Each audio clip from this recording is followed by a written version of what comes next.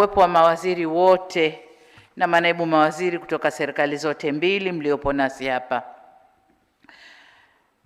Nitambue pia uwepo wa gavana wa Benki Kuu yupo pamoja nasi Emmanuel Tutuba, lakini pia kamishna mkuu wa TRA kwa naona sura yake kwenye screen, najua yupo pamoja na sisi. Waheshimiwa mkuu wa mkoa wa Dar es Salaam Albert Chalamila pamoja na wakuu wa mikoa mliopo nasi katika shughuli hii, wakuu wa vyombo vya ulinzi na usalama, ndugu makatibu wakuu na manaibu makatibu wakuu, ndugu Angelina Ngalula, rais wa shirikisho la sekta binafsi Tanzania, na viongozi wengine wote wa vyama vya kisekta. Kinitambue uwepo wa ndugu Ali Amur, sijui ni rais au mwenyekiti wa chemba ya biashara kule Zanzibar, waheshimiwa mabalozi na wakuu wa mashirika kimataifa mliopo, ndugu viongozi na watendaji wakuu wa taasisi za serikali na sekta binafsi, wafanya biashara na wawekezaji ndio hao, waheshimiwa viongozi wa dini, ndugu wanahabari, wageni waalikwa, mabibi na mabwana, Jamhuri ya Muungano wa Tanzania, kazi na utu.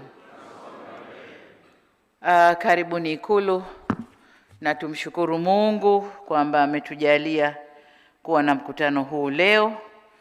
Karibuni sana.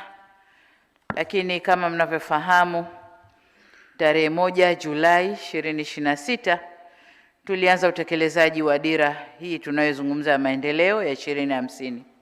Ni safari ya miaka 25 ambayo Watanzania wanatarajia kuona taifa likipiga hatua kubwa zaidi kiuchumi, lakini kijamii, vile vile kisiasa. Katika muktadha huo, tunalenga kujenga Tanzania yenye uchumi shindani, jumuishi na himilivu, ambapo mambo yake mengi ya kufikia hapo nilipopataja yamezungumzwa hapa na nyenzo tayari tumezizindua za kutupeleka huko. Nawashukuru wote mlioko hapa pamoja nasi leo na wale wote waliopata fursa ya kuzungumza kwa niaba ya taasisi zao kwa ahadi mlizoziweka kushirikiana na serikali katika utekelezaji wa dira hii na kujenga uchumi wa nchi yetu, na washukuru sana. Lakini vile vile niseme nimesikia changamoto zilizowasilishwa hapa, pengine baadaye nitagusia chache, lakini niseme nyingi tunazibeba na kuzifanyia kazi. Tutakwenda kuzifanyia kazi. Waheshimiwa viongozi, ndugu washiriki na wananchi wenzangu, sekta binafsi imepewa takriban 70% katika utekelezaji wa dira tunayoizungumza hapa ya miaka 25 inayokuja. Hivyo ni matarajio yangu kwamba katika safari yetu hii muhimu ya maendeleo, ninyi sekta binafsi mnayo nafasi kubwa sana ya kuongeza uwekezaji nchini. Sisi serikali kwa upande wetu tutaendelea kuweka mazingira wezeshi ya kisheria, kisera na kitaasisi ili kuvutia uwekezaji wa ndani na nje ya nchi na kutuwezesha kufikia malengo ambayo tumeyaweka kwenye dira yetu kupitia nyenzo ambazo tumezizindua leo. Lengo letu kuu ni kuwa na uwekezaji unaounganisha uzalishaji mkubwa na uzalishaji mdogo, lakini pia biashara kubwa na biashara ndogo, kuweka daraja na kufanya ukaribu na sio kama ilivyo sasa. Na hapa tunazungumzia sasa pia urasimishaji wa sekta ambayo haiko rasmi. Tunaelekea huko. Tunataka uwekezaji unaokuza ujuzi wa nguvu kazi ya ndani, kiwemo kuwawezesha makundi maalumu ya vijana, wanawake na watu wenye ulemavu kushiriki kikamilifu katika mnyororo wa thamani ya uzalishaji. Nasema kwa msisitizo kwamba utekelezaji wa dira 2050 unahitaji sekta binafsi yenye maarifa, ubunifu na uwezo wa kukuza bidhaa, huduma ndani ya masoko ya ndani, lakini pia masoko ya kikanda na kimataifa. Na kuna ombi lilitoka hapa nadhani kwa rais wa sekta binafsi kwamba tuijenge sekta binafsi. Ilivyo sasa hamtafikia huku tunakotaka. Nami nataka kuahidi kwamba tutashirikiana kuijenga sekta binafsi.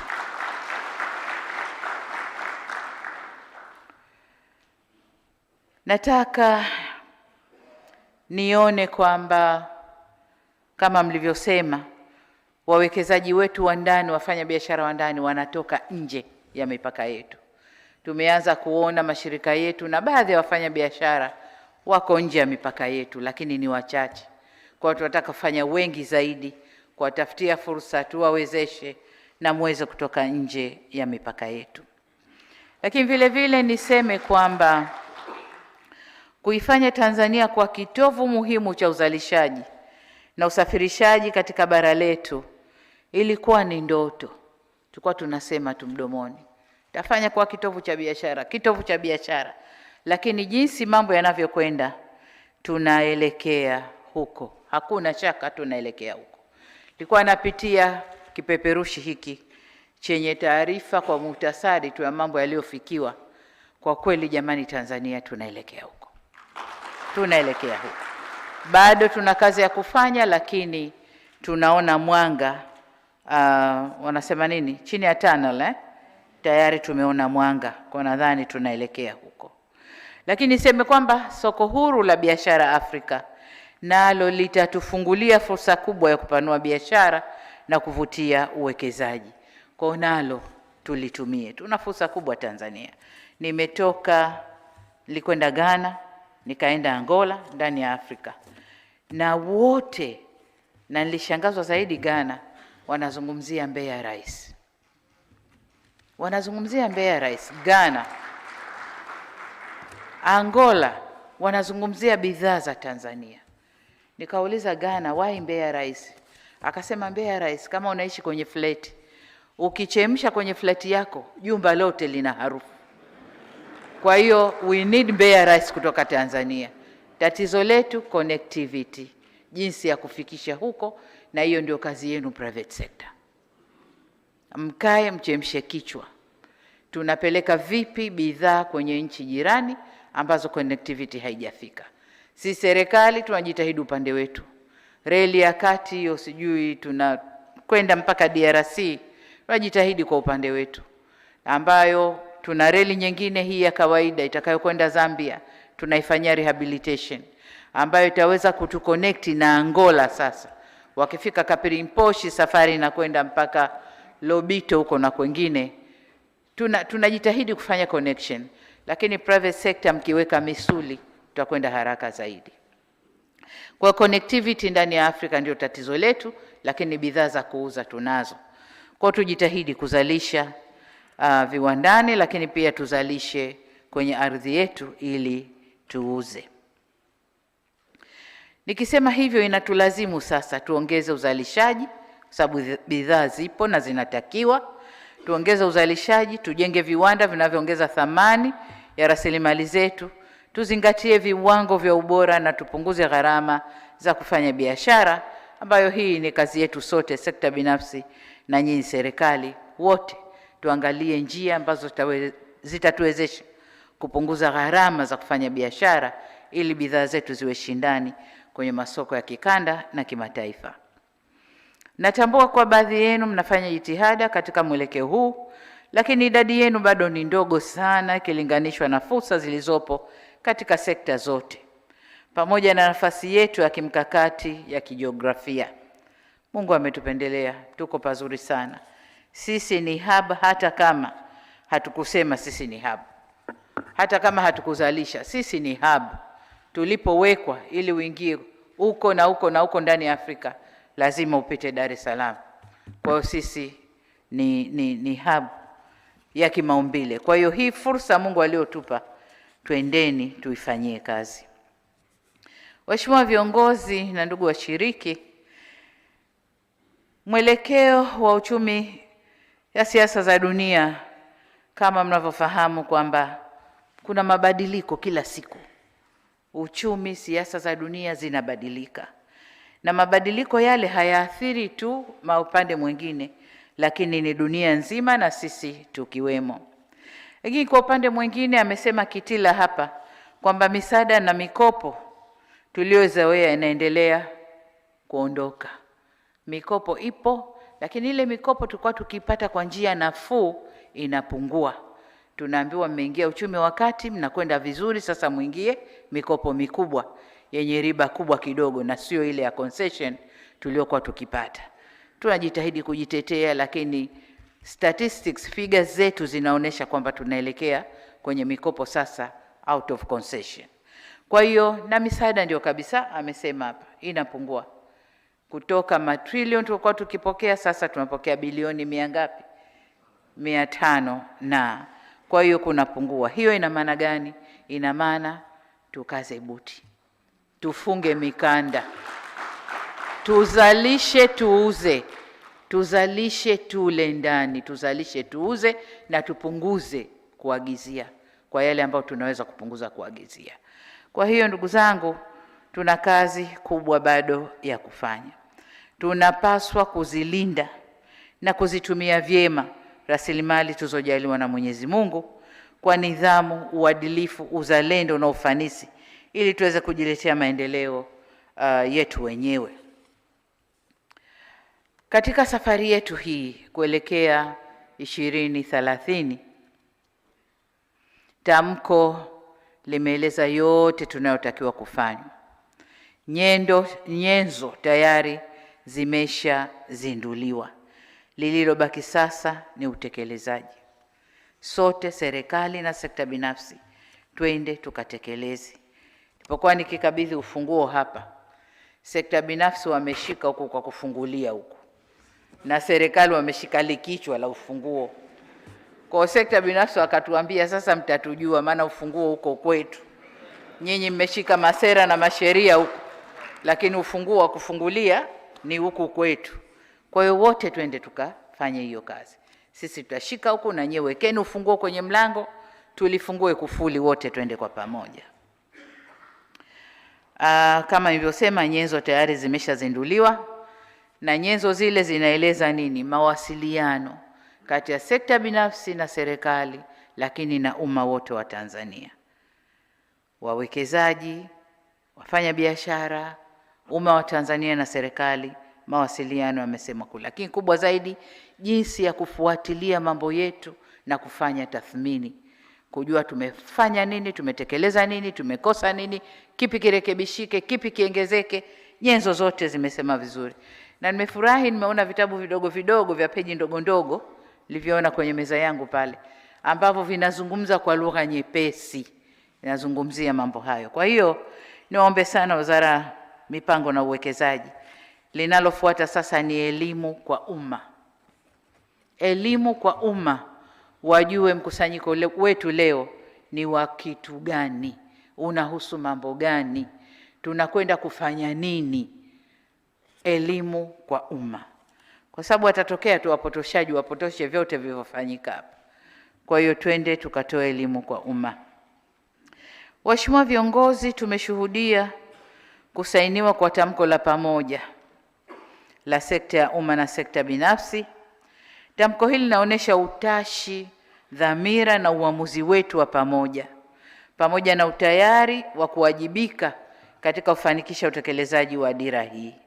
Ni matumaini yangu kwa hiyo kuwa tamko lile tutalithamini na kuliheshimu, na twende tukalitekeleze kwa ufanisi. Kila mmoja aliyesaini, kila sekta, nilikuwa na hesabu limesainiwa na watu 11, na maana makundi 11 ndani ya sekta ya biashara na uwekezaji.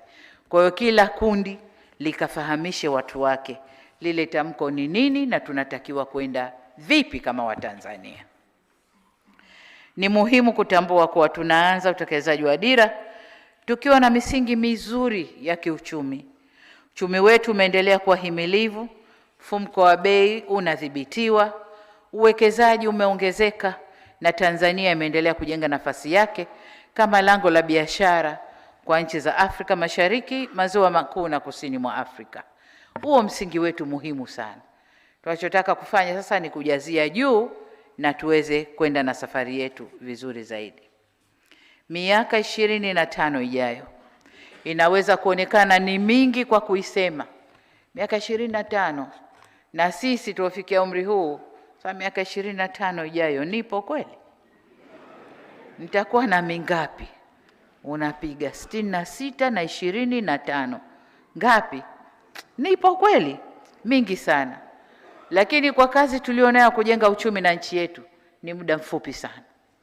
Mambo tulioyaweka kwenye dira ni makubwa mno, na kwa maana hiyo lazima tuanze sasa. Tusiseme tunaanza mwaka huu kwa maneno, tuanze kweli mwaka huu. Tuanze mwaka huu, twende tukatekeleze, ili angalau utakapofika nusu tuweze kusema kweli tuna matarajio yakifika kule. Kama Mungu atatujalia tuwe hivi, mambo yaende hivi, kule tukifundishwa uchumi wa sani ceteris paribus, kwamba kila jambo litabaki kama lilivyo na nyinyi mtakwenda kama mnavyojipangia. Kwa twendeni tukaanze sasa. Waheshimiwa viongozi na washiriki wote, napoelekea kuhitimisha, nipende kusisitiza kuwa amani na utulivu ni mtaji mkubwa kuliko mitaji tulioidai hapa. Kuliko mitaji tulioidai hapa. Unaweza ukawa na matrilioni ya mapesa, kama hakuna amani na utulivu, hii dira haitatekelezeka. Hatutaweza kufanya chochote. Lakini tunaweza tusiwe na pesa sasa, tuna malengo, tuna dira letu, kitabu chetu, lakini tukaweza kutekeleza kama tutakuwa na amani na utulivu. Niwaombe ndugu zangu wote wa Tanzania, sekta ya umma, sekta binafsi, wote twende tuweke amani na utulivu. Lolote unalohisi litavunja amani usiliunge mkono. Twende tuiweke nchi yetu vyema na twende tukatekeleze kazi zetu. Mfanya biashara anapofanya shughuli zake bila hofu, anafanya vyema na uchumi unakuwa.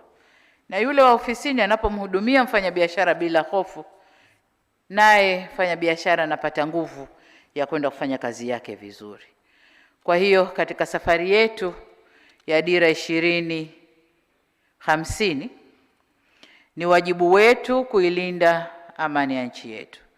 Tukilinda amani na utulivu, tutakuwa tumelinda uwekezaji, ajira, biashara na kasi ya ukuaji kwa uchumi.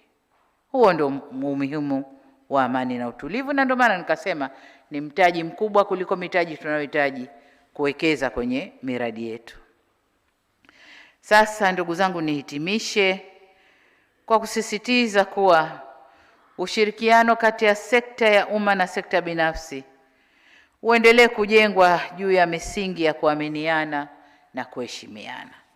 Bila kuaminiana tutashutumiana, tutasemana, lakini tutakapoaminiana, hata tofauti zikitokea, tutakaa tuzungumze, ziende, sisi tuendelee na safari yetu.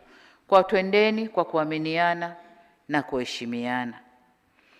Kuna mambo kidogo tu labda niaguse, na la kwanza nadhani alilizungumza bwana wa makandarasi kwamba wao ni 98%, wenzao ni 2%, lakini kwenye utekelezaji wa kazi it's the reverse, 98% inakwenda kwa 2% na waliobaki 98% wanafanya 2%.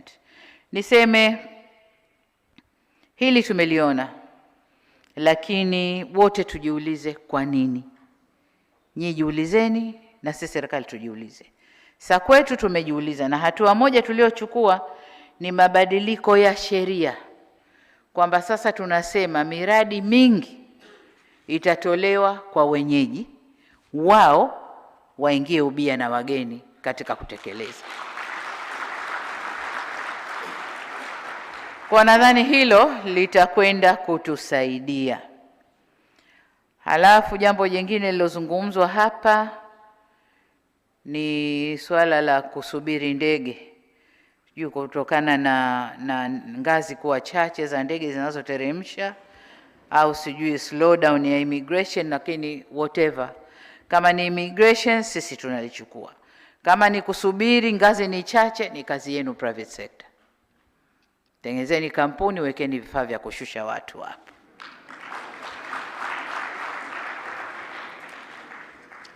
Jengine miundombinu. Miundombinu tunaendelea kulifanyia kazi, tutaendelea kufanyia kazi. Kama mnavyojua, miundombinu ile pesa ni nyingi, kwa tunajitahidi kujenga miundombinu na tumefanya kazi kubwa na tutaendelea kufanya kazi kubwa.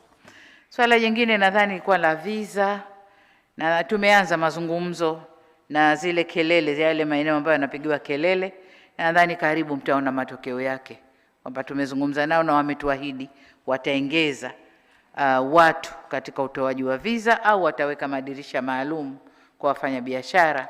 Nadhani karibu itasahihika. Sasa ndugu zangu, Bina, nataka ruzuku tutoe serikalini, wakati nyewe wenyewe majiant mna generate mapesa huko, harusi mnazifanya kwa helikopta.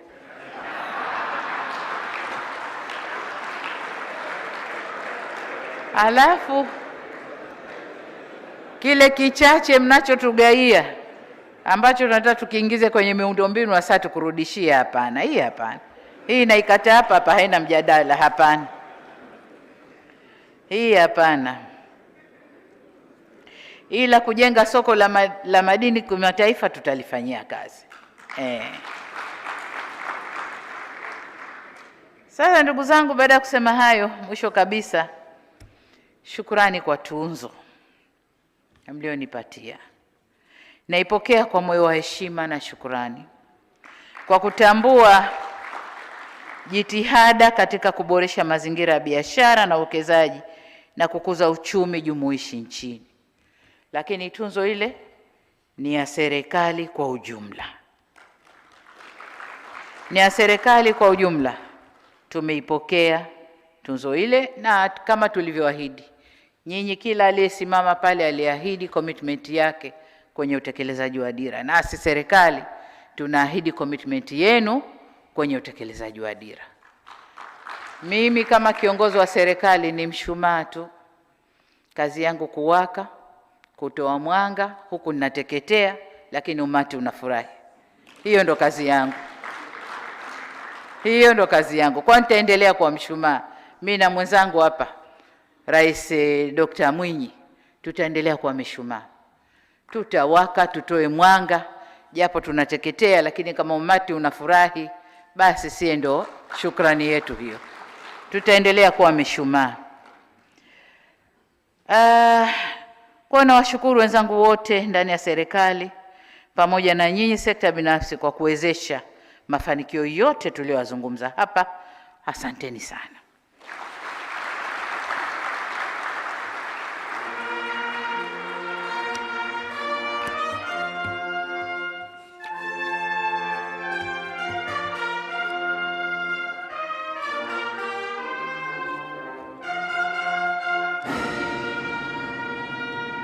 Haya, police band mmefanya haraka, sijatamka nyenzo zimezinduliwa.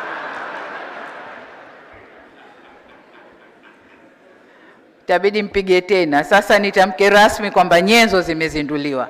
Asanteni sana.